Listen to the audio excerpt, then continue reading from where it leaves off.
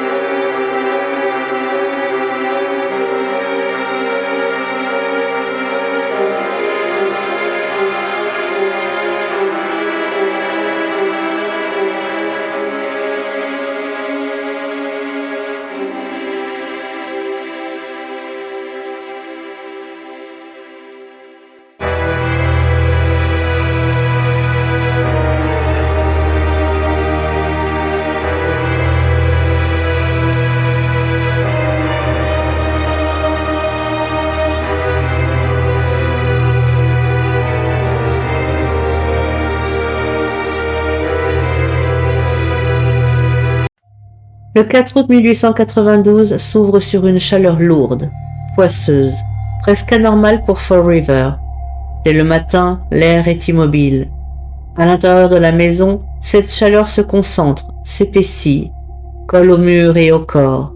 Rien ne circule vraiment, ni l'air, ni les pensées. Andrew Borden quitte la maison assez tôt pour ses affaires. Il est vu en ville comme à son habitude. Rien ne laisse présager qu'il ne reviendra jamais vivant. Abby reste à la maison. Lizzie est là aussi. Bridget Sullivan, la domestique, tente de tenir la maison malgré la fatigue, la migraine, la lassitude. La chaleur rend chaque geste plus lent, chaque déplacement plus pénible. La matinée suit une routine connue mais imparfaitement. Chacun se souviendra plus tard de ce qu'il a fait, ou croit avoir fait. Les témoignages se recoupent sans jamais se superposer complètement. Et dans ces écarts minuscules, l'affaire commence déjà à se fissurer. Abby monte à l'étage, elle va dans la chambre d'Amy. On ne sait pas exactement pourquoi. Peut-être pour faire le lit, peut-être pour chercher quelque chose, peut-être simplement pour s'éloigner. Ce détail pourtant banal devient crucial. Elle est seule, à l'étage, hors de vue. Elle est tuée là-haut, rapidement, brutalement. Les coups sont portés avec une violence sèche, sans hésitation apparente. Et pourtant, personne n'entend rien. Pas un cri, pas un appel. La maison avale le bruit. Plus tard, Andrew rentre. Il s'installe dans le salon, fatigué et incommodé par la chaleur. Il s'allonge sur le canapé. Là encore, le geste est ordinaire, trop ordinaire. Il ferme les yeux et il est frappé à son tour, à plusieurs reprises, sans défense, sans temps pour comprendre. Entre ces deux morts, le temps existe, mais il est flou, il glisse. Il se dissimule dans les silences, dans les déplacements non observés, dans les absences momentanées. Lizzie est dans la maison, Bridget aussi, et pourtant, personne ne voit, personne n'entend. Quand Bridget découvre le corps d'Andrew, la maison bascule. Lizzie appelle à l'aide, les voisins arrivent, la police suit. Mais quelque chose est déjà perdu, la continuité des faits. Le crime s'est produit dans un espace clos, saturé de non-dits. Et ce qui n'a pas été vu ne pourra jamais être reconstitué avec certitude. La maison, elle, ne dira rien. Les corps parlent plus que les témoins, et ce qu'ils racontent est difficile à entendre. Abby Borden a été frappée à l'arrière de la tête, puis de face. Les blessures sont profondes, dévastatrices. Il n'y a pas eu de lutte, pas de défense. La mort est rapide, presque clinique dans sa brutalité. Andrew Borden, lui, reçoit les coups alors qu'il est allongé. Son visage est méconnaissable. La violence est extrême, presque excessive. Comme si l'acte ne se contentait pas de tuer, mais devait effacer. Ces détails choquent la communauté. Ils choquent aussi les enquêteurs. La sauvagerie des coups ne correspond pas à l'image qu'ils se font de la famille Borden, ni à celle de Lizzie. Et pourtant, cette violence existe. Elle est réelle. Elle a eu lieu dans cette maison propre, respectable, silencieuse. La question n'est plus de savoir si le crime est atroce. La question devient: d'où vient une telle intensité? La maison commence alors à changer de statut. Elle n'est plus seulement le décor du crime, elle devient une sorte de réceptacle. Chaque pièce est désormais associée à une mort. Chaque étage porte une charge différente. Le haut pour Abby, le bas pour Andrew, et entre les deux, l'escalier comme un lien invisible. Lizzie Borden devient immédiatement le point de fixation. Non parce qu'une preuve l'accable, mais parce que son comportement dérange. Elle est calme, trop calme. Elle répond aux questions, elle s'exprime clairement, elle ne s'effondre pas. Ses récits comportent des variations. Elle était ici, puis là, elle a entendu ceci, puis peut-être cela. Ces contradictions ne sont pas spectaculaires, mais elles s'accumulent. Et dans une affaire où rien n'est solide, la moindre incohérence prend un poids énorme. Psychologiquement, Lizzie est un paradoxe. Elle vit dans une maison qui l'étouffe, dans une société qui ne lui laisse aucune issue. Elle n'est ni libre ni vraiment soumise. Elle est coincée, et cette position intermédiaire est instable. La police observe, la ville murmure, le doute s'installe, lentement, définitivement. La maison encore une fois reste immobile, comme si elle regardait la scène se répéter sous d'autres formes. Interrogatoire, soupçon, regard lourd. La violence physique est terminée. La violence symbolique commence. L'enquête avance mal, les lieux n'ont pas été préservés, les témoignages sont contaminés par les rumeurs. L'arme supposée, une hache retrouvée dans la cave, ne porte pas de traces évidentes de sang. Trop propre, trop neutre. On soupçonne Lizzie, mais sans jamais pouvoir l'attraper vraiment. Chaque élément semble plausible, mais jamais décisif. Et plus le temps passe, plus l'affaire glisse de terrain factuel vers le terrain moral. Qui est Lizzie Borden au fond? Une fille respectable? Une victime psychologique? Ou une meurtrière capable de se dissocier complètement de son acte? L'enquête n'apportera pas de réponse. Elle alimente seulement le malaise. Au procès, Lizzie n'est pas seulement jugée pour un crime. Elle est jugée pour ce qu'elle représente. Une femme, non mariée, indépendante d'esprit, soupçonnée de colère. La défense insiste sur l'absence de preuves. L'accusation insiste sur la logique. Deux approches irréconciliables. Et au milieu, une vérité qui ne se laisse pas saisir. Lizzie est acquittée, mais le doute, lui, reste condamné à perpétuité. Pendant longtemps, la maison de Second Street reste silencieuse. Pas de récits immédiats, pas de fantômes hurlants, pas d'apparition théâtrale. Et c'est précisément ce silence qui intrigue.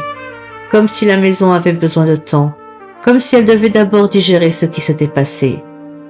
Les premiers témoignages apparaissent bien plus tard, lorsque la maison change de fonction, lorsque d'autres personnes y vivent, y dorment, y passent des nuits entières sans être liées émotionnellement à l'affaire. Ce ne sont plus des proches, ni des voisins marqués par le choc. Ce sont des étrangers, et leur regard est différent. Ils parlent d'un malaise immédiat, pas d'une peur franche, mais d'une sensation de poids. Comme si l'air était plus dense à certains endroits, comme si certaines pièces opposaient une résistance invisible, obligeant à ralentir, à respirer plus court. L'étage, là où Abby a été tuée, est souvent décrit comme le plus oppressant. Les visiteurs racontent une sensation persistante d'être observés sans pouvoir dire d'où cela vient. Pas de silhouette, pas de visage. Juste cette impression désagréable d'être de trop, de ne pas être à sa place. Dans le salon, l'atmosphère change encore. Le malaise y est plus brutal, plus frontal. Certains évoquent une fatigue soudaine, une lourdeur dans la poitrine, des maux de tête inexpliqués. D'autres parlent d'une tristesse écrasante, comme si la pièce conservait l'empreinte du dernier instant d'Andrew Borden, allongé, vulnérable et surpris par la mort.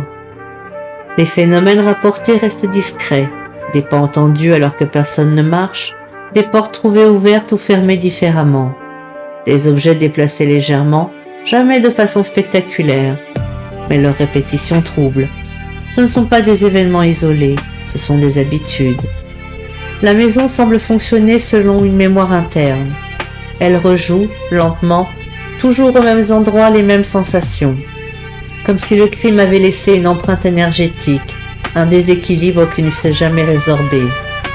Certains médiums, invités bien plus tard, parlent de résidus émotionnels. Pas d'esprit conscient, pas d'entité qui communique, mais une charge. Une violence figée dans le lieu, incapable de se dissiper parce qu'aucune vérité claire n'est jamais venue la libérer. Dans cette lecture, la maison n'est pas hantée par des fantômes, mais par une injustice non résolue, une question laissée ouverte, un acte qui n'a jamais été pleinement compris ni reconnu. Et il y a Lizzie, car même absente, même acquittée, même installée ailleurs, son nom continue de flotter dans la maison. Comme si le lieu refusait de choisir entre culpabilité et innocence. Comme s'il gardait les deux possibilités en suspension, créant cette tension permanente ressentie par ceux qui y rentrent. La hantise devient alors presque logique. Un crime sans vérité, une maison sans réponse, un silence qui persiste. Aujourd'hui encore, Des visiteurs ressortent troublés sans pouvoir expliquer précisément pourquoi. Ils n'ont rien vu, rien entendu de spectaculaire, mais quelque chose les suit quelques instants après avoir quitté la maison. Une sensation persistante, comme une pensée intrusive qui n'est pas la leur. Et c'est peut-être là que réside le véritable paranormal de la maison de Lizzie Borden. Pas dans ce qui apparaît, mais dans ce qui reste. La maison de Lizzie Borden n'offre aucune réponse claire.